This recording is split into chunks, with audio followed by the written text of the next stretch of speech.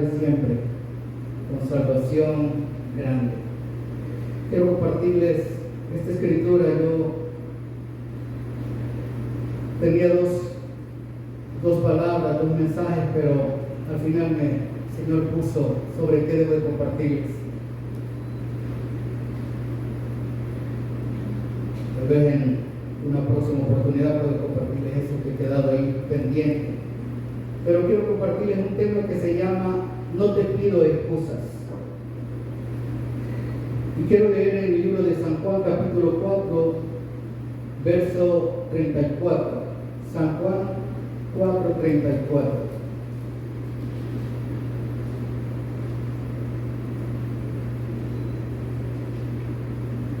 Jesús le dijo: mi comida, eso se lo dijo a los discípulos, que después los conocemos como los apóstoles, ¿verdad? Jesús les dijo: mi comida es hacer la voluntad del que me envió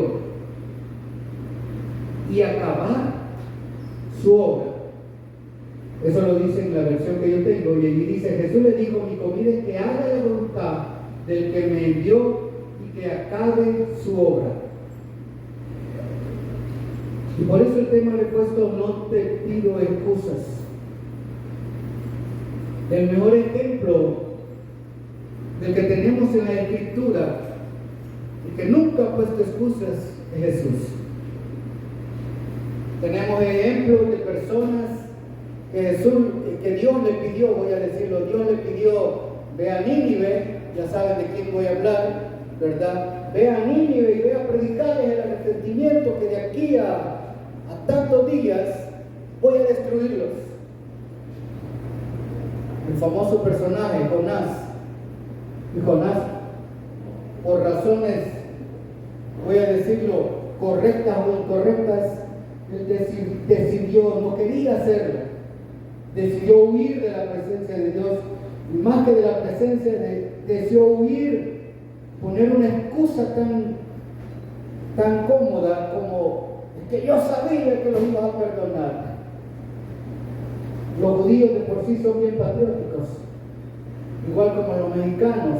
Creo que los únicos no tan patrióticos somos los salvadoreños, pero de ahí casi todas las naciones aman su patria de una manera increíble.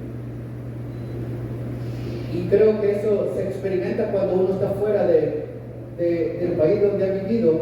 Uno lo experimenta. Yo estuve mucho tiempo fuera, Guatemala, estuve en Honduras, estaba en Nicaragua, y esos tiempos que yo estaba allá anhelaba mi país, anhelaba mi cama donde yo dormía, anhelaba las amistades, ¿verdad? Siempre me ha gustado mi país. Tuve la oportunidad cuando era joven de irme a estudiar a Brasil, y no quise ir. Beca, todo pagado, y no quise ir. Dije: aquí voy a estudiar. Después tuve la oportunidad de irme a Estados Unidos y tampoco lo decía. Sentí que no era necesario. Pero regresando, los judíos eran tan patriotas de que ellos, Jonás era un judío que decía: ay, si yo voy a predicarle a niños y estos se arrepienten, ya sé que Dios les va a perdonar. Esa era la excusa por la cual no quería ir. Al final fue. Pero por eso dice: no, Dios no te pide excusas. Y así podemos ver ejemplos. Vuelvo a decir, el único ejemplo perfecto de que no puso excusas para la obra que iba a terminar haciendo. Ustedes saben cuál es la obra que terminó haciendo. Jesús ya sabía que venía a morir en la cruz para darnos a nosotros la oportunidad de ser rescatados del pecado, para ser rescatados de la maldad, para ser rescatados de nuestra propia ignorancia, de la religiosidad que existía en ese tiempo. Jesús vino a morir para liberar nuestra mente, para liberar nuestro corazón, nuestro cuerpo. No solo nos libera de una forma, sino nos libera de todas maneras. Jesús a eso vino. Y se bautizó Jesús sabiendo que él no tenía pecados. Se recuerda cuando llegó a Juan el Bautista y le dijo a Juan el Bautista: no, ¿por qué vienes tú a mí? Juan el Bautista sabía que no era un hombre pecador. Todavía lo señaló como dijo: aquí el Cordero de Dios que quita el pecado del mundo. Y el Cordero de Dios que quita el pecado del mundo, vino y se bautizó como ejemplo. Así es necesario que se haga toda justicia, le dijo Jesús. Yo sé que qué es lo que me está dando a entender, pero yo quiero dar el ejemplo. No puso excusas para la obra que Dios me había llamado a hacer. Por eso Él dice, me es necesario hacer que la comida no es el puré de papas o los macarrones. No, mi comida es que haga la voluntad de mi Padre. Y no solo que la haga, sino que aprenda a cerrar el círculo, que la termine. Eso estaba diciendo Jesús. Él no puso excusas hasta para morir en la cruz. Estaba orando en el Getsemaní y él ya sabía que se le acercaba la hora. Y dice la Escritura que su sudor era como sangre que salía, de la presión, del estrés en el que estaba su cuerpo, estaba siendo sometido en ese momento. Y por eso el Padre Celestial, ¿sabe qué dijo? Cuando se bautizó, mi hijo en quien me complazco, porque no puse excusas. Nunca dijo no. La copa que Él quiere que yo beba, la voy a beber. Estaba hablando de la copa del sacrificio. Él estaba hablando de todo lo que iba a sufrir. ¿Ustedes creen que Jesús no lo sabía? Todo lo que iba a padecer. Ya lo había visto en todo su proceso, como una película. Humanamente, imagino que Jesús se ha de haber sentido en momentos, wow, todo eso me va a hacer. Pidiéndole al Padre como hombre, espero soportar más de 40 latigazos. Espero que el Espíritu Santo me socorra y me dé energía para soportar todas las burlas, como dicen los mexicanos, los escupitajos que le echaron, las burlas en el camino de la gente, las burlas cuando estaba en la cruz, que espero soportarlo, como hombre lo estaba pidiendo. Porque ustedes pueden decir, no, pero Jesús era Dios. Sí, pero era 100% hombre también. Entre esa relación de hombre y Dios se le llama una relación hipostática, porque es 100% hombre, pero era 100% Dios también. Pero cuando terminó su obra, la carta de Pablo dice, por cuanto se humilló hasta lo sumo, Dios le ha dado un nombre que es sobre todo nombre. Por eso Él dijo, todo poder y autoridad me ha sido dado, después de haber pasado por eso. No puse excusas. Y Él quiere esta noche que nosotros también, Dios no nos está pidiendo excusas. Dios no nos pide excusas. Dios pide que lo que nos pregunta, lo que nos manda a hacer, quiere que le digamos a su orden, capitán. Que diga, sí lo voy a hacer. No lo estoy pensando, sí lo voy a hacer. Porque dice que Él nos ha dado poder a nosotros para hacerlo. Y por eso lo digo con seguridad. Porque siempre decimos una expresión que yo tuve que quitármela, como primero Dios. Fueron expresiones que al final lo que demuestran es solamente expresiones de duda, pero no de primero Dios, porque todo lo que hacemos ya está escrito en la palabra, y la palabra de Dios dice que Él no miente. Todo lo que está escrito que usted puede hacer, diga el débil, fuerte soy. ¿O no es cierto? Ay, primero yo voy a ser fuerte. No, diga el débil, fuerte soy en Jesús. Todo lo puedo en Cristo que me fortalece. Entonces, ¿para qué están esos versículos? Si estamos diciendo, primero Dios así será, ojalá. Yo tuve que matar captar todas esas palabras, porque acuérdese que estamos en la era en la cual la palabra es el poder de su vida. La declaración de lo que usted diga, eso se va a hacer. Porque todo lo que decimos, aunque no querramos, pero si yo lo estoy declarando, en un momento dado se va a llevar a cabo.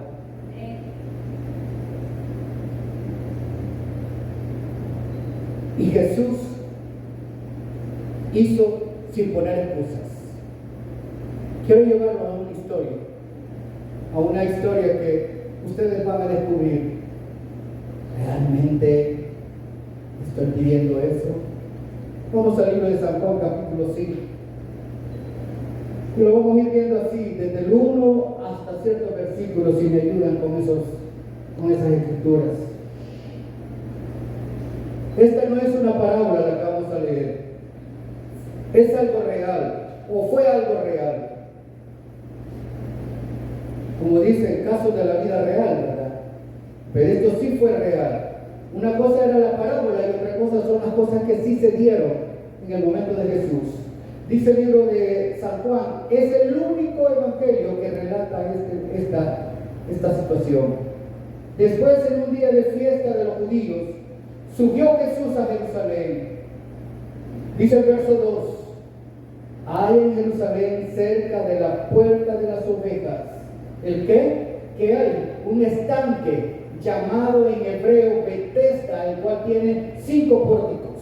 Esa palabra Betesda, su significado es casa de compasión o casa de misericordia, pero también tiene otro significado que significa casa de gracia. Y la palabra gracia tiene que ver con una expresión hebrea que tiene que ver con la cuestión de suciedad, ¿cómo es que le llamamos cuando mi hermano que es abogado me va a decir esa palabra? Ya se me ha olvidado el término, pero cuando uno entraba a los penales antes, miraba toda una promiscuidad, esa es la palabra. Y gracia tiene que ver con esa palabra, con esa expresión de promiscuo. Y vayamos a decir por qué. Y dice el versículo 2, y hay en Jerusalén, cerca de la puerta de las ovejas, un estanque llamado en hebreo Betesda, el cual tiene 5 pórticos. Verso 3, en estos yacía una multitud de enfermos. Eso era promiscuo, porque había una cantidad de enfermos de todas las enfermedades habidas y por haber. Ciegos, cojos, paralíticos. Y si no solamente estaban las enfermedades, imagínense que era un estanque de 5 pórticos y era un lugar amplio y estaba lleno de personas enfermas. Y no solo eso, personas que algunos no se podían mover, como el caso del que vamos a ver, que era un paralítico que tenía 38 años de estar allí, hasta cama había puesto porque no se podía mover. Eso quiere decir que ese lugar tenía no solamente enfermedades, sino que había un ambiente, un olor no muy grato. Era un lugar que cualquiera que entraba pudiera ver o sentir tanto dolor, por eso se llama casa de compasión, porque usted cuando entraba a ese lugar y ver tanta gente enferma, ver tanta gente destruida por el pecado, yo no sé cuánto no les causa dolor ver a tanta gente caminar sin Jesús y destruidos, y sabiendo que tienen una oportunidad de ser sanados, una oportunidad de ser restaurada su vida, una oportunidad de ser liberados. Ahí había toda clase de enfermedades, había toda clase de personas. Y dice el versículo 4 que porque un ángel, en el 3, al final del 3 que no lo leí, dice que ellos estaban allí porque había una creencia popular de que un ángel bajaba, removía las aguas y el primero que se zambullía, que se sanaba.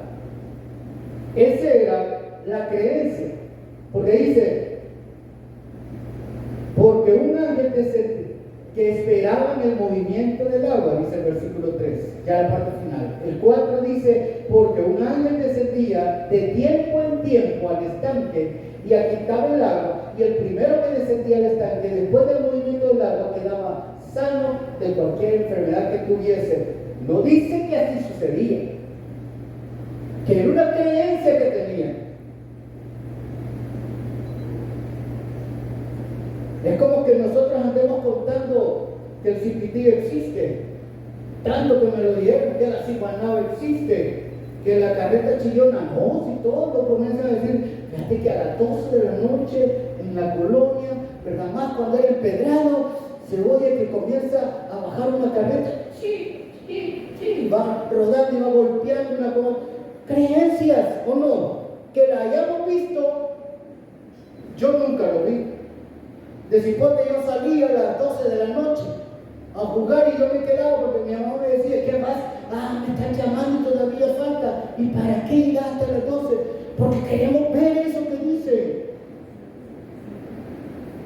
Creencias populares.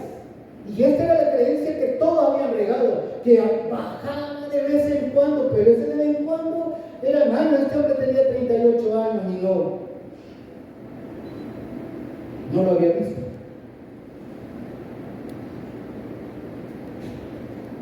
Creencias populares.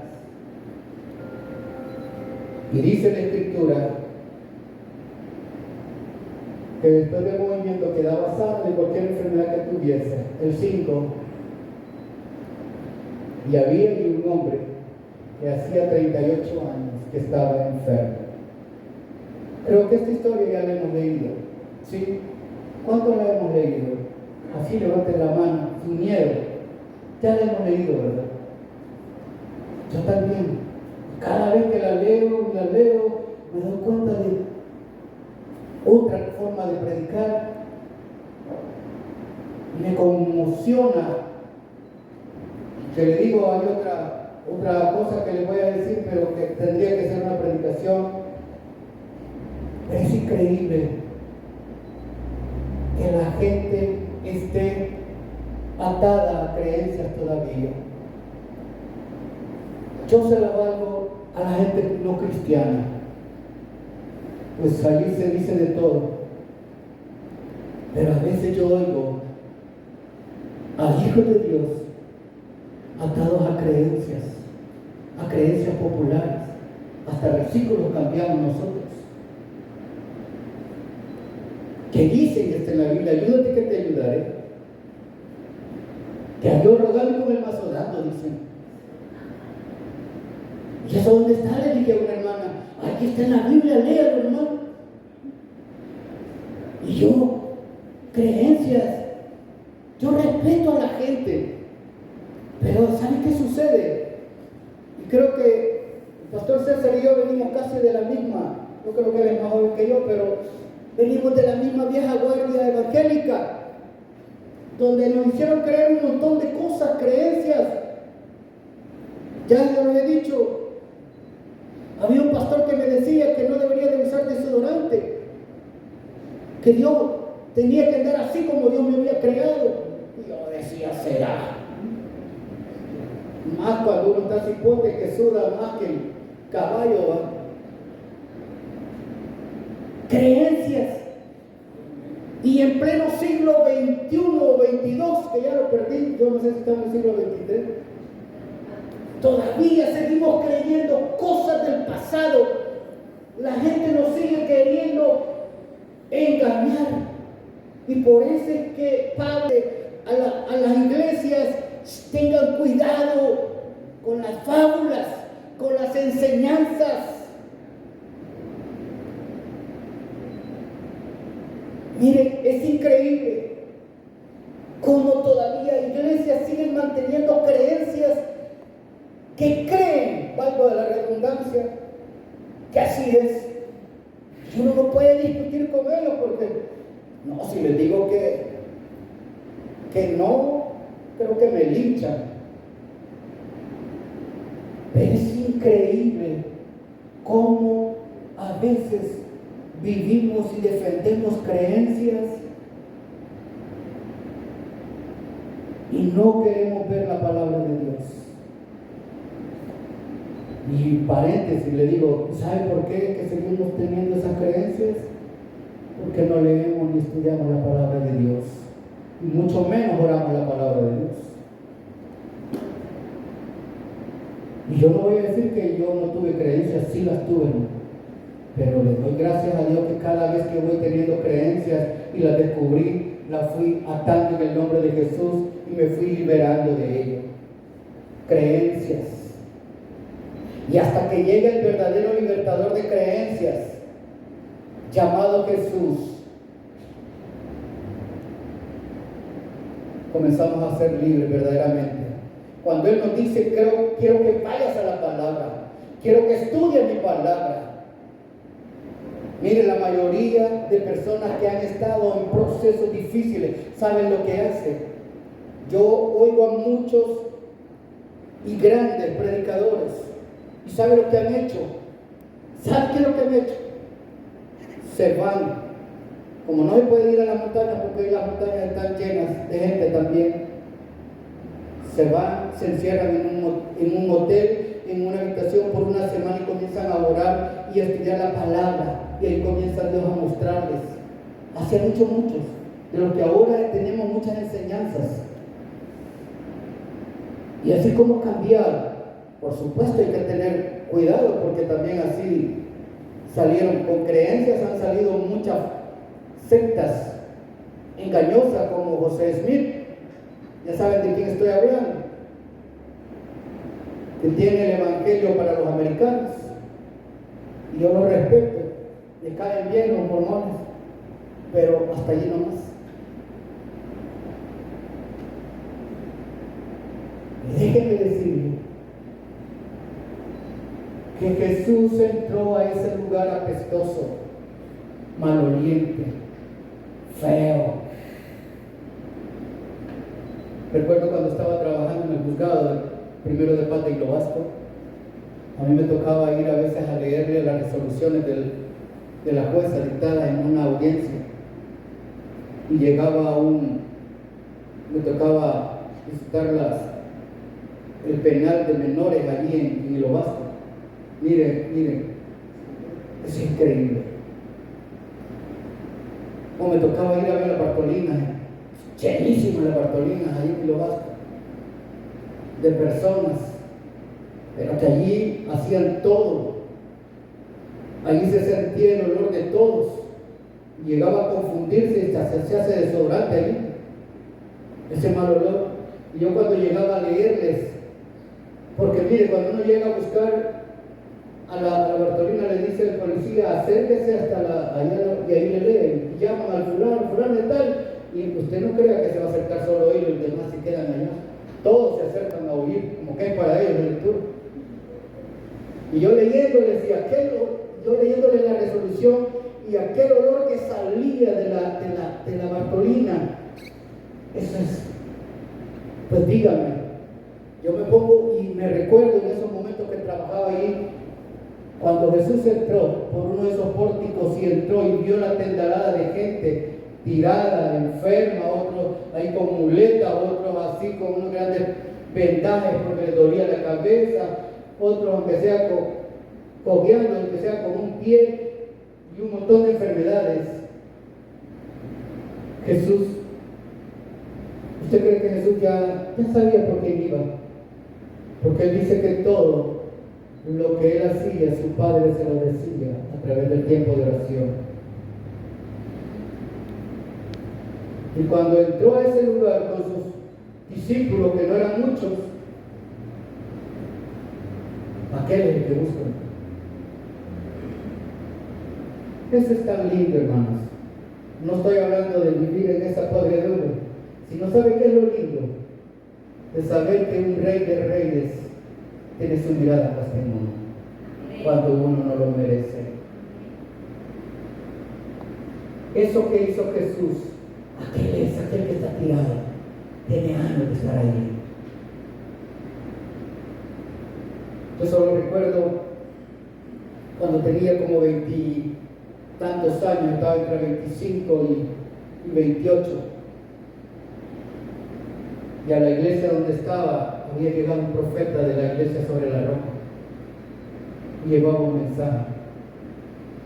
Generalmente los profetas traen un mensaje, generalmente lo traen a un pastor, yo no era nada, voy a decirlo en ese momento. Era un muchacho que me gustaba trabajar con niños, dar clases, ¿verdad? Trabajar con los jóvenes, siempre fui muy activo. Y ese profeta en un culto de domingo dijo: yo he venido porque tengo un mensaje para alguien. Y yo estaba allá, como David, cuidando niños. Y comenzaron, dice, y esto me lo contaron. Comenzó él y dijo: busco a alguien, pero no lo veo en la congregación. Era un día domingo, donde llegaban, generalmente muchos llegan solo domingo, ¿verdad? Se llenaba más. Éramos como 200 personas. Y todos le decían: no. Y buscaban, y él buscaba. Y dijo: no, es que tengo un mensaje para alguien. Y uno de los muchachos que ahora es reportero en California me fue a buscar y me dijo: mira, José Guerrero, yo creo que a vos te gusta. Y yo: ¿quién? No, es que lo percibo. Es que estoy con los niños, no los puedo dejar. Andate, yo te los voy a cuidar. Yo me asomé por la puerta, no tenía puerta, pero era un espacio, y solo me asomé así, para ver que la mirada era hacia el altar.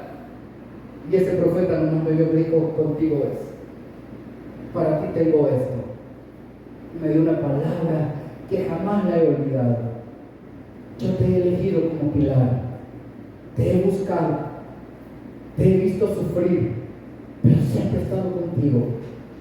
Y le digo, sentir la presencia de Dios, aun cuando uno puede estar tirado allá, y sentir que Jesús sí se ha puesto los ojos en uno, eso es lo más bello que uno puede sentir.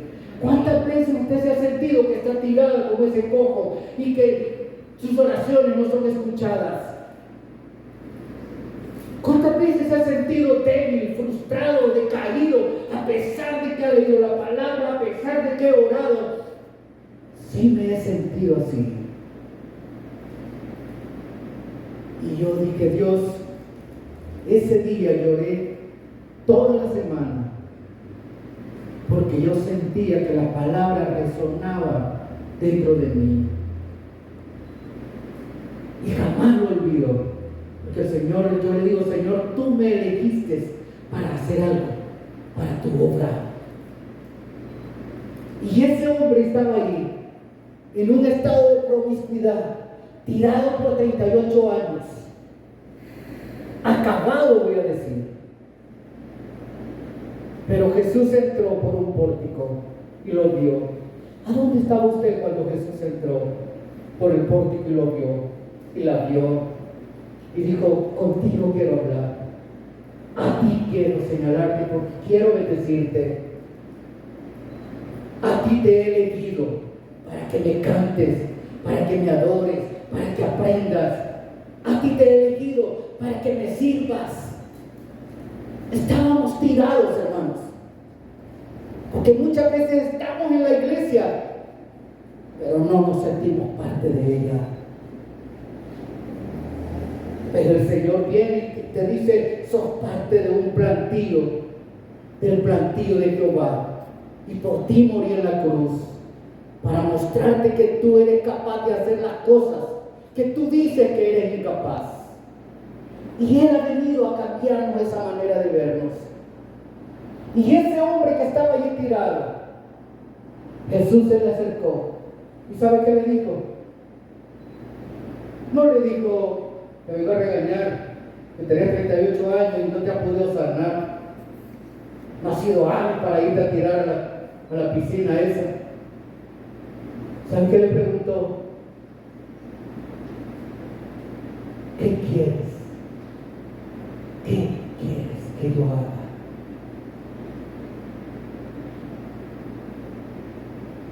Y sabe, ese hombre, dice la Escritura, que ese hombre no entendió la pregunta.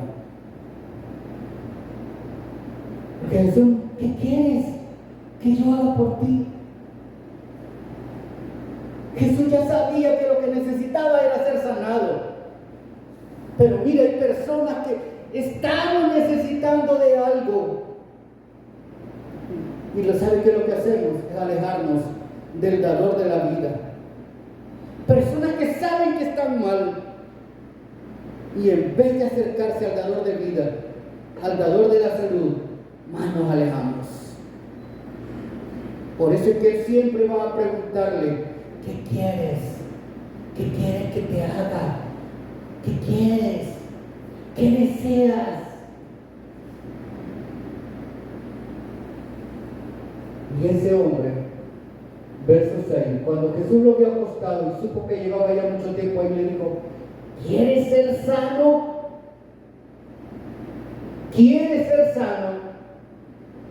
¿Y qué dijo el hombre? Sí, sí quiero, rápido. Mire lo que dice el 7. Señor, le respondió el enfermo, no tengo quien me mete en el estanque cuando se agite el agua, y entre tanto que yo voy, otro desciende antes que mí. Y ese sanado, aunque no lo había visto. Eso no le estaba preguntando que le explicara, porque se sentía mal, porque estaba allí, y que no había nadie que le ayudara, que la sociedad era egoísta, porque qué barbaridad, bien saben que yo no me puedo mover y nadie dice, no, que sea él primero. Dios no quiere excusas, hermano. ¿Quiere que te sane? Esa es la pregunta que está haciéndonos día tras día. ¿Quieres un nuevo trabajo? Señor, pero es que tú sabes que la gente hoy no le da trabajo a uno de 59 años, más yo tengo 70, que no te está preguntando ni la edad. Te está diciendo que quieres un nuevo trabajo. Y ahí es donde ponemos excusas. Jesús le dijo, ¿quieres ser sano? Yo me imagino que aquel hombre le dijo a Jesús, tú me vas a llevar allí. Y Jesús, no. Ay, yo pensé que iba a hacer eso. Excusas. ¿Quieres servirme? Señor, la verdad es que yo sí, pero lo que pasa es que el trabajo que tengo no me permite. Puedo servirte. No, quieres servirme. Quieres que te llegue a las naciones. Ah, Señor, es que yo tengo que aprender. Además, mi mamá tiene 96 años y ya se va a morir. Yo te estoy preguntando eso.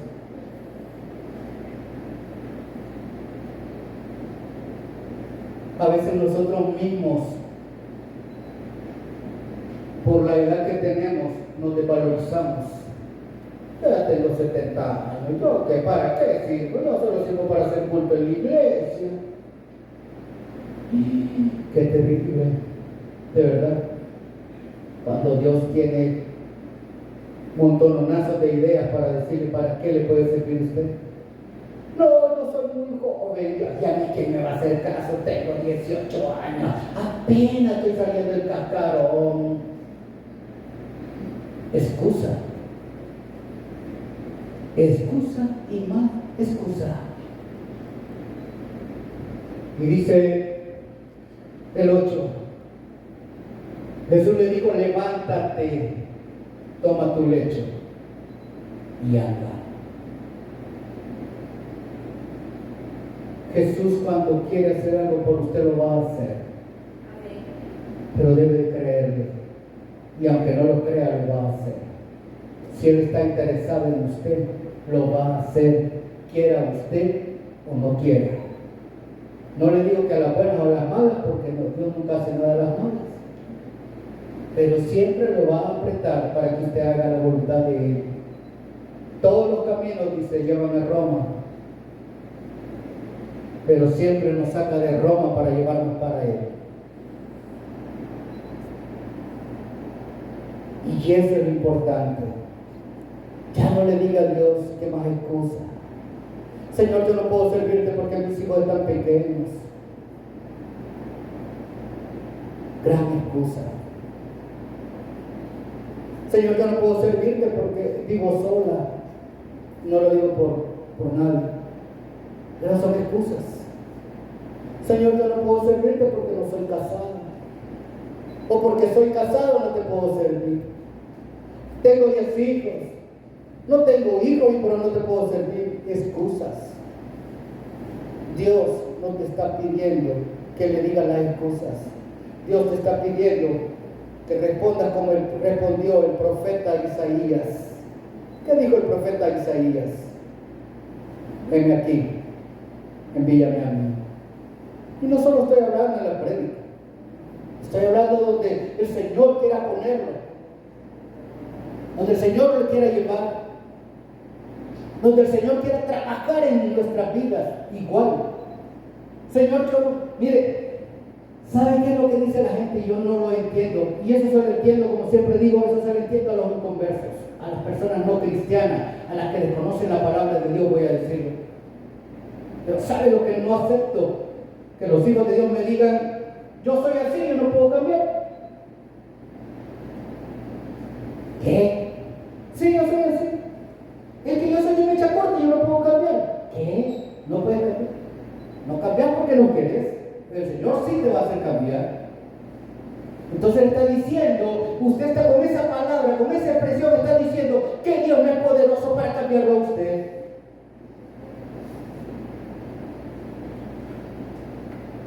Sí, yo era uno de esos.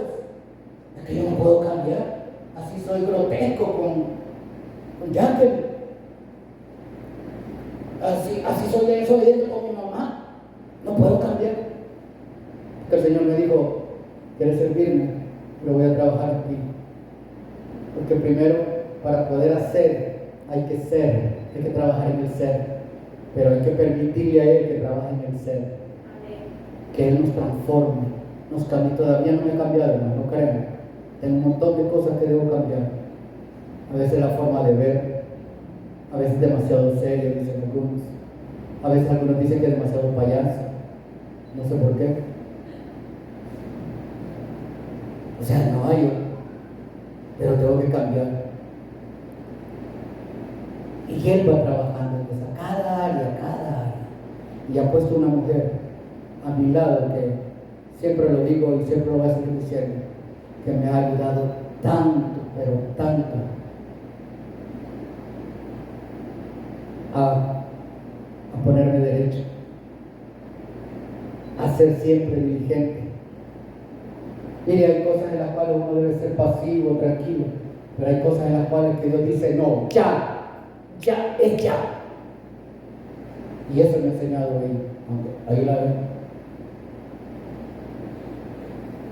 Y el Señor sanó a ese hombre, aún con las excusas. Levanta. Yo me imagino a ese hombre diciéndole, pero Dios, he tenido un mal día. Ya tienes 38 años de estar con malos días. Ahora es el momento.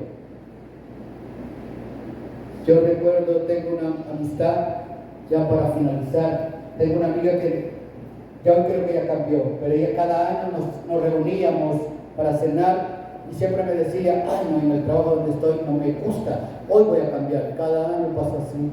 ¿Sabe cuántos años pasó queriendo cambiar de trabajo? 20 años. Es que hoy voy a cambiar, este año viene voy a cambiar. Hermanos, el Señor cuando hace algo lo hace para que usted actúe. Y ese hombre que ven ustedes aquí, ¿sabe qué hizo? Tomó su cama, tomó su petate y sus tiliches y caminó. Lástima que los grandes líderes de esa época no miraron la sanidad, miraron que era el día de reposo y que aquel hombre iba cargando a su cama. Triste, pero ese es otro mensaje. Vamos a hacer otro mensaje. Pero es triste que la gente solo no se fije en el milagro de Dios, sino se fije en las cosas mínimas y tradicionales y religiosas que ver la obra maravillosa de Dios. Pero ese hombre le dijo, yo no sé ni cómo se llama, lo que sé es que él me dijo, toma tu lecho y camina y comienza a tener una nueva vida. Así que yo les invito a que tomen su lecho y caminen, que ya no sigan haciendo lo mismo. Dios tiene cosas más grandes para nosotros, hermanos, cosas más grandes. Pero tome su lecho usted mismo y camine en el nombre del Señor. Padre, en el nombre de Jesús, gracias te doy por la palabra.